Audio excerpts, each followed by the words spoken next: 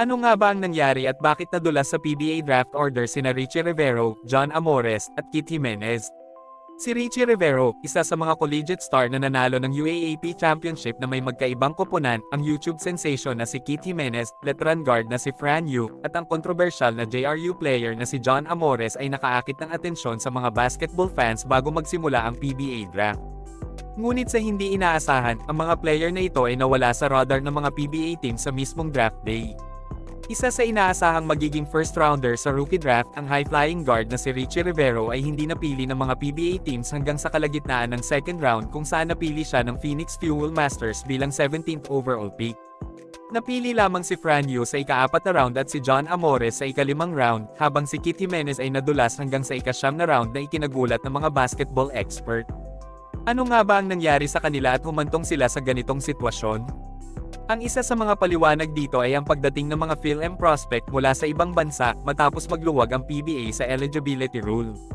Kaya ang mga hindi gaanong kilala ngunit dekalidad na mga big man ang nagpahina ng draft pick para sa mga homegrown players tulad ni Richie Rivero at Fran Yu. Sinabi ni Coach Yeng Yao na isang malaking factor nga daw ang mga Phil-Foreign prospect kaya nahulog ang atensyon ng mga PBA teams kay Rivero at sa iba pang homegrown talents mula sa tuktok ng listahan na pagpipilian ng mga koponan. Para naman kay Giao, tahasang sinabi nito na hindi siya interesado kina Rivero, Jimenez at Fran Yu dahil loaded na sila sa wings at backcourt kaya naman mas pinili nila ang dalawang big man na Phil-M na si Luis Villegas na naglaro sa UE Red Warriors at si Keith Dato na naglaro naman sa PBA 3-on-3. Isang PBA veteran coach naman na nakasubaybay sa PBA draft combine ang nagsabi na out of shape daw si Richie Rivero. Hindi daw yun ang Richie Rivero na nakita niya noong naglalaro pa ito sa UAAP. Samantala, ang kaso ni John Amores ang higit na may mas malinaw na dahilan kung bakit ito bumagsak sa pang-5 round. Isang PBA coach na napanood ang paglalaro ni Amores sa NCAA at sa PBA Draft Combine ang nagsabi na mukhang desente naman maglaro ang former JRU player. Yun nga lang, sinabi ng veteran head coach na kailangan pa ni Amores na umattend pa ng anger management class para mas makumbinse ang mga PBA teams na sumugal sa kanya. Epekto ito ng pag-amok ni Amores sa laro ng JRU laban sa St. Benilde sa NCAA noong nakaraang taon.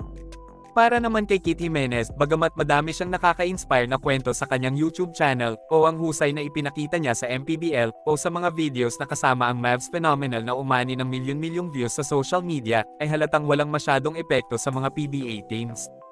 Inamin ng kanyang agent na si Danny Espirito na hindi gumana ang YouTube sensation para sa alinmang team. Sa paniniwalang sapat na ang pagkakakilala sa kanya ng mga PBA coaches at mga scouts. Ibig sabihin lang nito, hindi masyadong mataas ang tingin ng mga PBA teams kay Kit Jimenez para i-draft siya. Nalampasan na kasi ng lahat ng 11 koponan ng play-alike ni Terence Romeo hanggang sa napili siya ng San Miguel sa ika-9 na round.